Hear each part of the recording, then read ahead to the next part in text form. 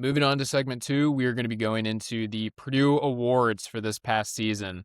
Purdue itself had the Golden Peats recently, which were the actual awards that they handed out. This is just going to be for Purdue basketball, but I like a lot of the categories that we've come up with. We're each going to have 3 awards, along with a couple or 3 nominees for each that we know the awards, but the other person does not know the winner and they don't know the nominees yet. So this is going to be pretty exciting. It'll be Gonna be new a for us surprise. too. Yeah. So without further ado, Justin, I'll hand it off to you. What's your first award? I'll take the honor of giving out we are calling it the best player of the year. Our award is going to be called the Mount to Maple Award, trying to honor Rick Mount back in the 60s, 70s, and then all the way up to Edie. Now, we can always change in the future if we get another great Ertl. If Ertl's the next great, we can change it to Mount to Ertl. So my nominees for this, I feel like the obvious one, no matter what, is Braden Smith. I mean, we'll see if he wins it. Might be a little bit hint with that. But my two for best player of the year, I have to go with Oscar Clough and Trey Kaufman-Renn. I just feel like if you look at the season in total, those guys were, I think throughout the season, Trey Kaufman-Renn, you can just tell he cares the most. Even the regular season in a game, he is trying his ass off every single game.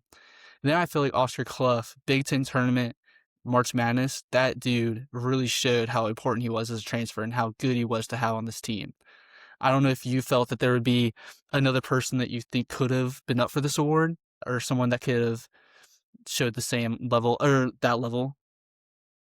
Honestly, no. I'm glad you mentioned Oscar Clough because I wish we touched on this a little bit more last episode, but Oscar Clough, he did have a midseason swoon where he did not play as well as he did in November and December, but he really did pick it up in the tournament, and he should have been probably the Big Ten tournament MVP.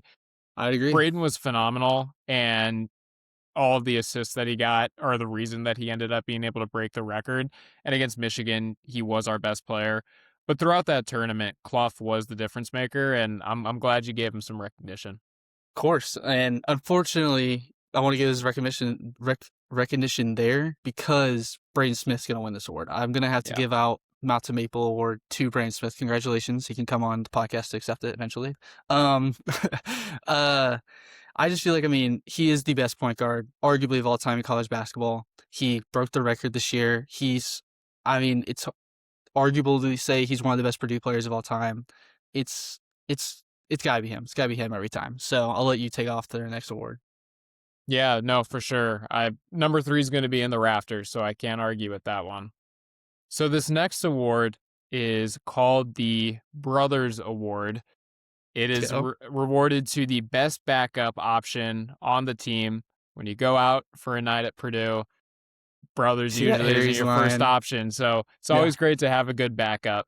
So the nominees for this year, first we're going to start with Jakari Harris. Usually came in that second rotation, replacing CJ Cox at the 2 spot. Did a great job. Really stepped up against Miami when CJ Cox got hurt in the round of 32 in the NCAA tournament. So Jakari Harris, had to give him a shout out there. Second nominee is Jack Benter, primarily backed up TKR. Really came in his redshirt freshman year and made a difference.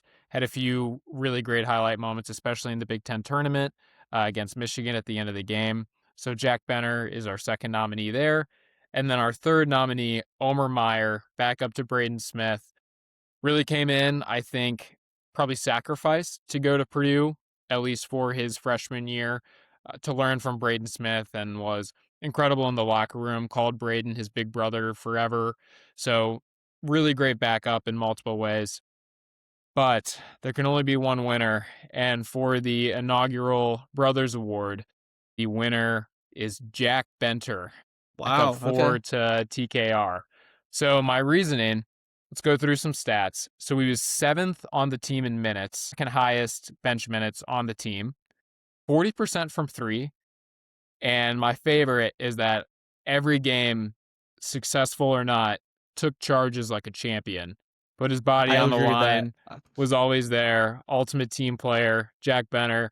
He had an advertisement with CBS about being an organ donor, and there's I had no idea. That's probably awesome. 50 players that if I could give Jack Benner's heart to, I would in an instant, and they'd be 100 times better. So hopefully that continues for him, and we can get that spirit in a few other guys. So some key moments I want to go over for Benner, just that I kind of mentioned with the Michigan game, but just there's a few other ones. So the first two games of the season, talk about being a good backup. He started in place of TKR against Yeah, Oakland and I forgot about Evansville. that. Yeah, and he scored 11 points in each game, so double digits. Obviously, they're low major competition, but I thought he did a great job stepping in. And Purdue, especially against Oakland, was a little shaky. And if we would have lost one of those games, you're probably not a 2 seed in the tournament. So he stepped Yeah, up, he did his job. And as a freshman, his first two games ever at Purdue, can't praise him enough. And then the yeah. big one, yeah, sorry, you want to Well, I'm just thinking we're so lucky to have such good backups. I think any of those three that you named could have won its award, and it would have been fair. Like I think Omer came in, like you said, did a great job as our backup. He had some games that I feel like he honestly carried us to the victory. Jakari Harris really turned it on towards the end of the season. Was huge. I'm really excited for him this upcoming year. And then obviously Benter, the award winner. I totally see it. I mean, I feel like getting into conference play, I feel like most people were thinking, all right, this guy is, and maybe he didn't have as good of a season as we wanted him to because of how great he was at the beginning of the season. I think we were expecting like, oh my God, this guy just came out of nowhere. He's going to be he might be our fifth or sixth best player, and he ended up being that good. So I'm excited for all of those guys next year.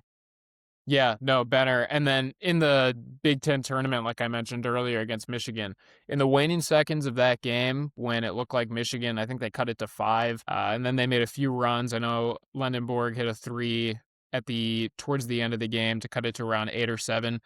Enter went 4 for 4 on free throws late in that game to really quash any chance of a Michigan comeback. From a That's my guy. freshman who shot 60% from three, or from, I wish, who shot 60% from the free throw line all season, to be able to go 4 for 4 in the biggest moments, had to give it to Benter, and he is the Brothers Award winner. Hey, if he can shoot 60% from three next season, he'll win. We'll give him the Mount to Yeah, I Mabel know. next year. He might So, win National Player of the Year. We might have to yeah. rename the first award to the Benner Award and then go Yeah. from there. Yeah.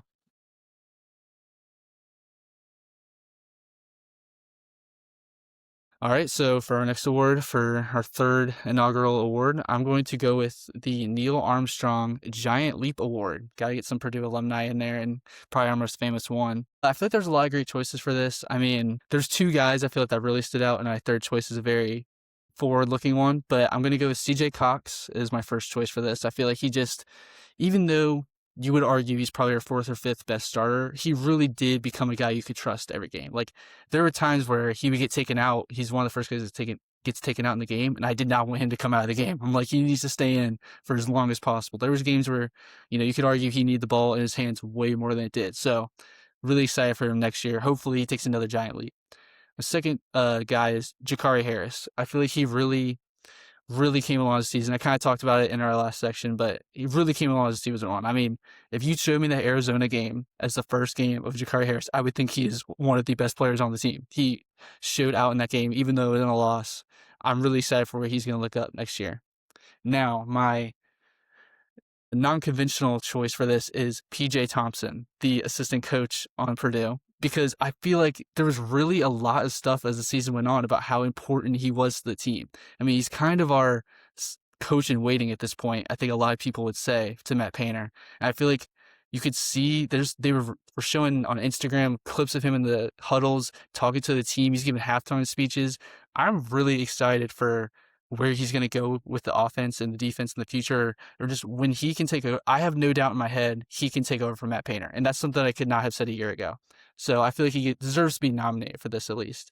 But my winner for this is going to end up being CJ Cox. I just feel like in my head, he really became another guy on this team that I really do trust to be a guy next year. I trust him to lead this team. I trust him to honestly be the vet, not even just the vet presence, a leader, and probably the leading scorer on the team. I think we could win if he's that guy.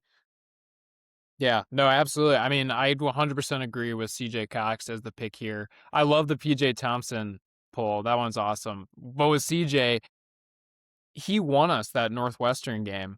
I think someone on X afterwards called him Social Security because he was saving the seniors, which I loved. And like, That's great.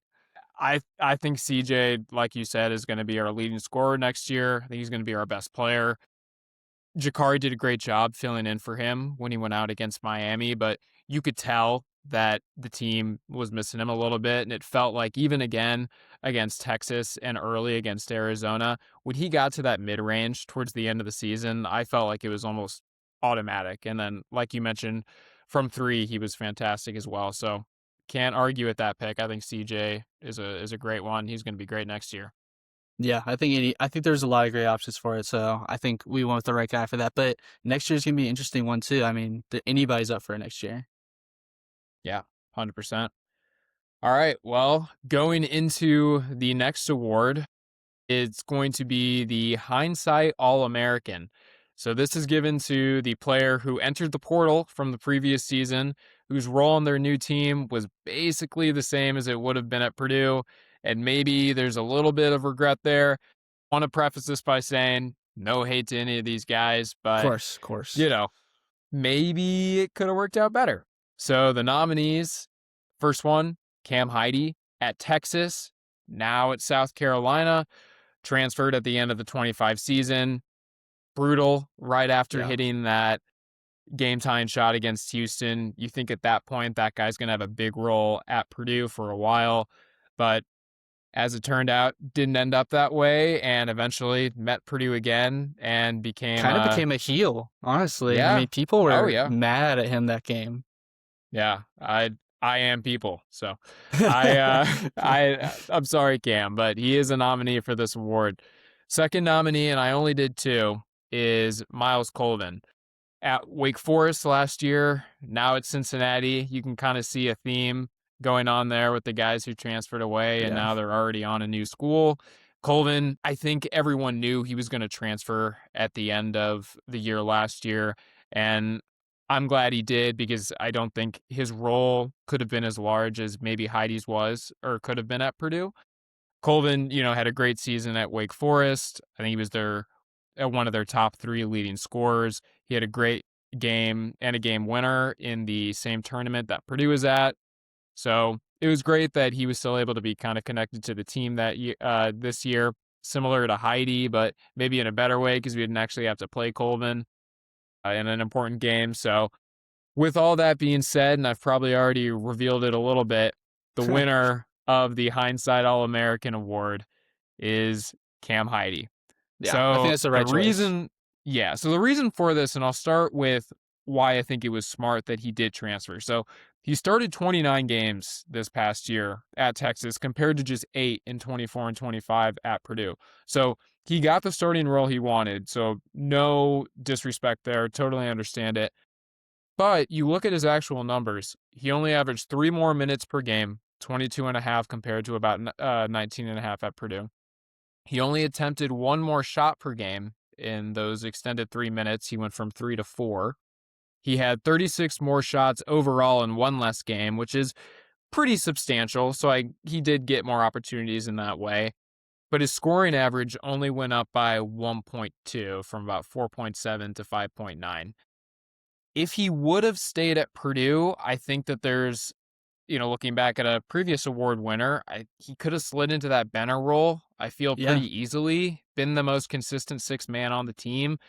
Very unique player type at 6'7", 6'8" range, extremely athletic, who I think would have really benefited Purdue this year against some of the matchups like Arizona or like a Michigan, where we needed guys to put on people like Yaxel or Koa Pete, and we really just didn't have it. So I thought Cam Heide really could have excelled at Purdue this year and would have been going into a senior year where he would have been the only senior, and that starting four spot might have just been his. So Yeah. listen, I totally get it. Starting opportunities are hard to come by. Texas offered that opportunity while Purdue probably didn't, and Texas is still a high-level SEC program.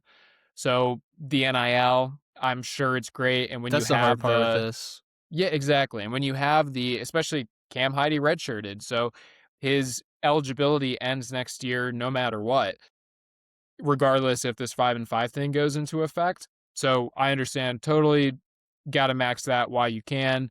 Not sure what his career looks like after college. So when you can get the NIL money. That's life changing. So respect to him and for going to Texas. But I feel Yeah, you like, you mentioned it yeah. too. Like, he probably starts some games over Lawyer for us. Like, that's the crazy part. Like, I don't think that's insane to say that if he stays, he's definitely the sixth man. He's without a doubt the sixth man. And I don't think I mean, Matt Painter loves a guy like that who's basically a guard but tall enough to be a forward where he could guard the axle, guard the guy from in the three when we need size a lot of time. That's kind of something we struggled with this year for sure. When we couldn't trust Jacobson or some other guys off the bench. So I think, yeah, it's hard to say. I mean, you obviously, I think what's so great about this program is that guys leave like that, like Colvin and Heidi, and it doesn't seem like they ever have anything bad to say. That's like such a great Hmm. thing about Purdue. They like even Heidi claims that he's a boiler for life, and like, a little bit questionable because you left, but he, it's clear that they all really have a great team environment, and I think it's. Even though we make jokes of this award, I think it's a great thing to have for the team, for even a guy to leave to still appreciate the time he had here. Yeah, no, 100%. They should have transferred back. It would have been cool. Honestly, I would take in Heidi. I can't argue that. I would take Heidi for the last spot if he asked, so maybe, I don't know. We'll see. But moving on to the next award, I'll go to my last award. This one's, I think, pretty creative, so we'll get out there with it. It's the Orville Redenbacher Get Your Popcorn Award. Now, speaking of Cam Heidi, I think he would have been the person to win this a year ago. It's kind of what had in my thought where like he has that highlight reel uh dunk every other game or something in really important times. So it's a little bit harder with this year because I feel like we had a team that wasn't very flashy. Honestly, we worked really good as a unit. We had a lot of guys who passed the ball, got some movement and stuff, but there were three guys I thought stood out the most. My in nominee order is Fletcher Lawyer. I feel like he's the type of guy where you'll hear Bill Simmons or somebody say this a lot of time where to say with Steph Curry was at his peak, it's like Steph Curry's hitting threes. You gotta turn the game on. If Fletcher Lawyer comes out and hits that first three and he hits another one after that, I'm sat. I'm there. I'm there for the game. You tell people Fletcher Lawyer is on fire right now. That is the exact quintessential person I want for my getting my popcorn. Now, Omer Mayer is my second nominee for this. And really, this one comes from the fact that I just feel like he's a very quintessential college guard. He's the kind of guy you want when you think of like scoring. Even though he's not the biggest dude, he's not the fastest dude. He can get the ball into the hoop when he needs to get in there. He can have 10 points straight if we need him to. I think it's a really good skill to have, and that's something where you're watching the game, you're like, okay, Omer, you gotta take over, man. Let's get this. Come on. And my last nominee for this is going to be Braden Smith. Now, I would never classify Braden as the flashiest player. He's very much a drive the ball, pass it out, get the open three. But when he's at a game and there's 10 minutes left and he has 8 assists, I'm watching every single pass that he has for that game because I need him to get those assists so we can break the record. There's a huge thing this season. You were watching a game, maybe against Penn State, we're up 20. But Braden's got 10 assists and there's 10 minutes left. How many can he get before with this game is over? And I thought that's a huge popcorn thing there. Do you have any other players you thought should have been up for this award? Not that I can think of off the It's top of my hard, head, yeah. but I will say, for the Fletcher one, he hits that first three, you get everyone in the room, and then next thing you know, Painter has him on the bench for the next 10 minutes, and we Yeah, fall behind by 15. maybe it's a Painter Painter's working issue. against you there. Painter doesn't bring popcorn to the game, so he's a little against this. But yeah. But saying all that, I feel like my winner, because you even acknowledged right there, is gotta be Fletcher. I mean, maybe he was held back a little bit because of the way that we rotate our teams. Sometimes we didn't always get him as many shots as he needed, but I feel like if he had that green light to an extent, and when he did have that green light, it was everything you want to see in a game. It was, I have to watch. I need to watch this game. I need to turn the TV on. Fletcher Lawyer's hitting threes. I'm ready for it. Yeah, no, I agree. Fletcher, I immediately think to the Oregon game where Yes. we're going to lose that game at Mackey. And I'm pretty sure we were coming off a few losses at that point, too. And if we Yeah. lose that game, things are not looking good for the season. That's peak people getting upset at the Running Point podcast and people saying the team is distracted and all of that jazz surrounding us around midseason. So if Fletcher doesn't pull that out towards the end there with, I think he hit a late 3-pointer, which ended up sealing the win. That would have been a really embarrassing loss that really would have Yeah. affected us later. So I'm definitely glad that stayed around and grabbed some popcorn for watching Fletcher for that one. But I do also want to say that Orville Redenbacher, a proud Valparaiso, Indiana native. There's a Now, I lot would of love for rumors. people to do some research on this. There are a lot of rumors that he's from Brazil. Brazil's a country in South America. So he is not from Brazil, Indiana. He's a Valparaiso, whatever we're called, Hey man, Viking. you don't gotta lie on the podcast, man. It's okay. You don't Hey, gotta lie on hey, here. let me spread false information here. All right. So for our last award, this one I'm pretty excited for. It is the Not Washed Boiler. And this is given to the most notable Purdue basketball alum from the previous year. So for my first nominee, actually, and I mentioned this earlier, I was glad you mentioned him. PJ Thompson is one of my Oh wow. nominees. I feel like it might be a little bit of a cop out since he's still technically on the team, but he is still a former player. But like you mentioned, always active in the huddle. His offense ended up being literally the best in college basketball history per Ken Pom. Promoted to associate head coach at the end of the season, so it's pretty clear that he's going to be the head coach in waiting. Now, whether that means he's going to stay at Purdue until Painter leaves, or he's going to take more of a path where he goes and coaches maybe at a lower major level for a little bit and then comes back to Purdue for a year before Painter decides to retire, like Painter did with Gene Katie. Maybe that's how it goes. But PJ Thompson has done a great job since he was a grad assistant and now an actual assistant coach and associate head coach. So shout out to him.